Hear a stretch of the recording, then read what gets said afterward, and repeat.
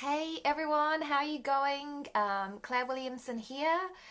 A little bit emotional, I have to say, after watching my episode of Play to Win air, and really, ugh, really seeing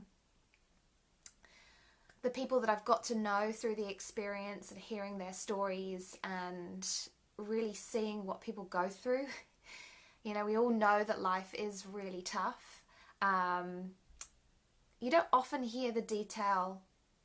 How do I explain this? You don't often get to see how these things that happen in our life keep replaying in people's lives. You see people go through a trauma, you see them lose a partner, or you hear that they have a bad childhood, or you watch them battle cancer. Um, but you don't get to really experience how that replays, right? So every single experience that we have creates beliefs that dictate our action in our life. And I want you to know why I'm so passionate about you nailing vision. And it's because when I went through what I went through, I think I lost every ability to see forward. So I'm an extreme case, right? I'm sure that you don't have you don't have that complete blinkers on. Hey Zach, how are you? Still drying my eyes, buddy. um, yeah, you won't have the blinkers on completely, but maybe you do lack like a real clarity around what you want. And it's this clarity, it's this specificity, is that a word? That is really important to getting what you want, right? So, what you'll see if you watch the Play to Win episodes, or the first one and the second one, is people very hazy around why they were there and what they wanted, the specific detail. And the thing that the judges pick out, which I hadn't thought about before, is the value that that person brings as well, in terms of moving forward towards the vision. But I want to start at the vision because it's really clear to me now that if you don't know what you're playing to win, if you don't see the clarity of it, if you don't see the detail of it and feel it like, you've already got it, then you're never going to feel what at stake if you don't get it, and you're never going to fight to win. Right? So as you're going through your day-to-day life and you're going, oh yeah, well, I won't do that thing today, or it doesn't really matter if I don't show up here today, or I'll just wait, it's not the right time right now for me to fight for this, because you've got nothing to fight for. So getting that vision, I'm going to keep saying it until you hear me, getting that vision clear of what you want is the thing that is going to start you moving forward. I had a vision going into Play to Win. Exactly, yes, your tribe, man, come on, like, it's incredible. I had this vision, but it wasn't clear. So when I was questioned on it, what exactly are you going to do? Tell me the steps. Tell me where you are, what you're doing, how you're making this big impact that you want to make. I didn't have the vision. And so I walked out of that interview, like, suddenly everything sort of fell into place. All the pieces of the jigsaw came together, and I just realized that this is exactly what is holding me back. Hey Ali, from the moment that like I say in the episode, the wheels of my life stopped turning. From the minute my wheels stopped turning, from the minute like it just ground to a halt, I shut those curtains on having any sort of a vision of a life, right? I went into survival mode. I went into survival mode where I was just getting up every single day trying to survive the fear that I had of the world around me. And again, that's an extreme case, PTSD, chronic anxiety. But a lot of people are in their own versions of survival mode, working because of the fear of scarcity, working too hard, getting into the same, rhythm every day, doing the same thing, not changing anything up, believing that they cannot afford the time or money to invest in themselves, like surviving whatever fear that they have that is relevant to them. We have so many fears. We have fear of being vulnerable. Like I think the fear of vulnerability is at the core of everything, right? It's at the core of everything. So we fear not having enough. We fear not being enough. We fear like people laughing at us, people rejecting us. We fear we fear success, we fear failure, and it affects how we show up, but it also affects how we see ourselves going forward, because it's almost like you don't want to see, right? You don't want to see what's on the other side of yourself, because it requires going through the fear to believe that you can actually have it. If you're going to feel it like you've already got it, you've got to believe that you're going to have it. And if you feel unworthy, if you feel like you're not enough, you're not capable, you're not confident, then you're not going to see it. So I want to help you to see it, because you can work backwards. Going out of that interview, I caught the spark. I suddenly realized, my dog's worrying about me now. Look, he thinks I'm upset. He comes and gives me a cuddle.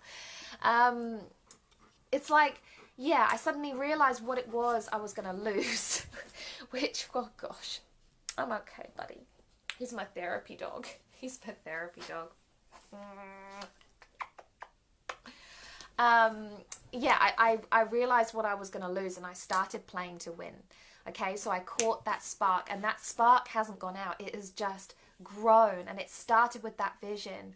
I started to believe that I could coach people like I do coach people, but more, right? I started to really like imagine that rainforest project and me being the person that was contributing from my successful business to replanting that forest that is dying away. I started to see myself working with big groups of women who, just like me, believe it's our time to have more, to unlock our potentiality, having this ripple effect of women empowering women. I started to see the money and the freedom to go around the world with my two babies that are everything to me, and showing them, the things that they're going to learn in geography, showing them, taking them there, learning their language of their geography and their language of street signs and culture, and supporting projects. I started to see the detail of it. It all started to become really clear. So what you're going to do, right? Man, like, I just wish that I could communicate this like I want to communicate how important it is.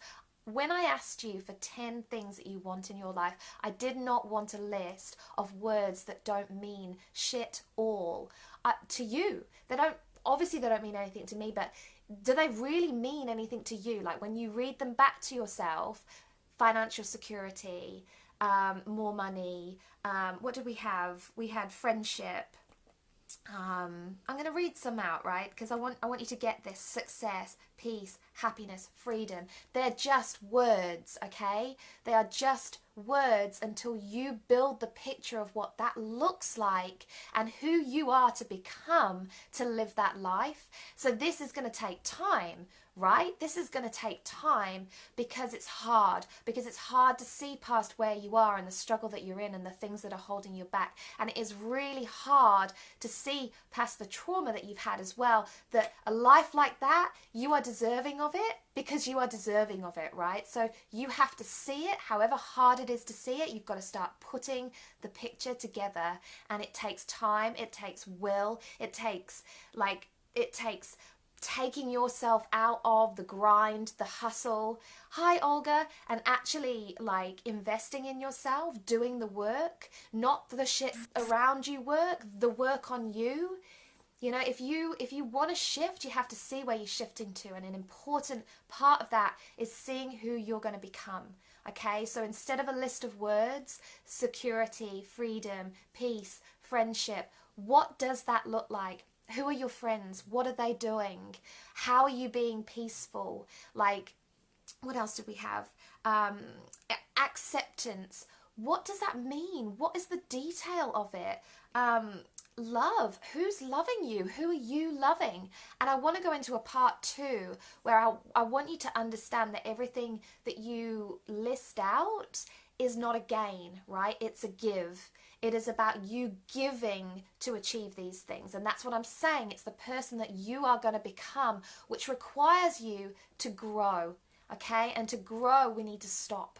We need to stop. We need to get off the hamster wheel. We need to put aside our belief that we can't afford it, that we're not worthy of it, that we don't have time, and we need to go in. And you know, like what happened to me in that show when I went in is that I broke. You know, they took me to challenge, I guess. They took me to task on my story, and I wasn't ready for the words to come out. But in letting them out, in letting some of that pain out, I shifted and the curtains cracked open, right? And from there, I've just carried on going, and I caught the spark. I caught the spark of that vision, and I continued to build that vision. I built it out. I fleshed it out. I see where I'm going, who I'm with, how I'm supporting, how I'm doing it. And then all that is required from there is you to give yourself in terms of bold action, okay? So all of this I can help you with. I can help you with the piece of stepping off the hamster wheel, taking some time out and creating time to work on yourself. In 2020, this month, that is what we're doing. We're getting off the hamster wheel, we're going in, we're creating a daily rhythm that allows us to thrive. I can help you with the vision piece. You know, we can do one-to-one coaching where I help you get clear on your vision. I help you to see exactly what it is you want to become, who it is you want to become, and what that person is doing in their life. I work with mind movies. I can connect you to the mind movies if the vision just isn't coming. That is something that I actually did straight up, right? So when I first started my personal development journey, I used mind movies because I didn't have my own vision. I was so depressed. I was so low. I was so stuck that I couldn't see anything, and it was soul destroying to sort of see so much like black. So I used mind movies to start, I guess, just unlocking that part of my mind that had been shut down for so long. But I cannot say more strongly, more, elaborately how important that vision is. That vision was the thing that got me to catch the spark, that set a light to my life, right? Set a light to my action, how I'm showing up, what I'm doing. It helped me fight the fear of everything that was holding me back. And yeah, it's like a wildfire now. Nothing's going to put this fire out, okay? So understand the vision is important. When you've got that vision of where you're going, that spark will catch, right? It'll catch. And you've got to start from that point, understanding what you can give, who you truly are, your authentic self, your qualities, in all their beauty and eccentricity. You've got to understand your story. You've got to understand, like what has happened in your life and why that's got you to where you are, and the lessons that you can take from it. And in there, you'll uncover your soul goal. I'll promise you that you'll catch that spark of what you want to do in your life, right? I offered to connect you to those mind movies. So mind movies, if you just can't get the vision, if it's just not happening, they're an incredible tool. They like use all of your senses, your vision, your sight, hearing, sound, to really start getting the creativity going in your mind as to what's possible. Because when you go through trauma, it takes that possibility away, right? It takes that freedom away, and it locks you behind yourself and what you believe and what you fear. So if you need that level of help, the mind movies I can connect you to. And of course, I mentioned a fourth, which is me. If I think the thing with a course is that it relies on you going away and doing the work, and some of us just aren't wired like that, especially if the fears run deep, because they're always gonna push us towards fretting, complaining, and doing nothing rather than doing the work, because the work is tough. It's tough to connect with what's in here that's been holding us back. So if you're that person and the courses, they're just not going to work for you because you're not able to step out of life enough to do the work and to really commit to them, then come to me and we'll work one-on-one to get this vision nailed for you, okay? So that's me. I'm going to go get my children. I hope you have the most phenomenal weekend.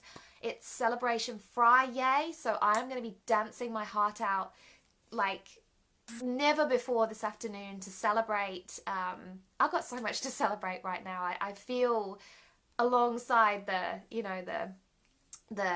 emotion, I just feel so much gratitude. I feel so much gratitude that I am where I am, and I've been through what I've been through, and I am going forward in the way that I'm going forward with the opportunity to help you along the way. So I'm going to be dancing it out. Maybe I'll share. So celebrate something yourself this week. Make sure you celebrate something. Do something active. Go for a walk. Do a dance like me. Grab your kids and spin around the lounge, because yeah, it's all about feeling good, right? It's that energy, like I shared in my video earlier. It's that energy that really attracts what we want into our life. We don't attract what we want, we attract who we are. So start becoming more of your potentiality untapped. Okay, thank you very much. Bye bye.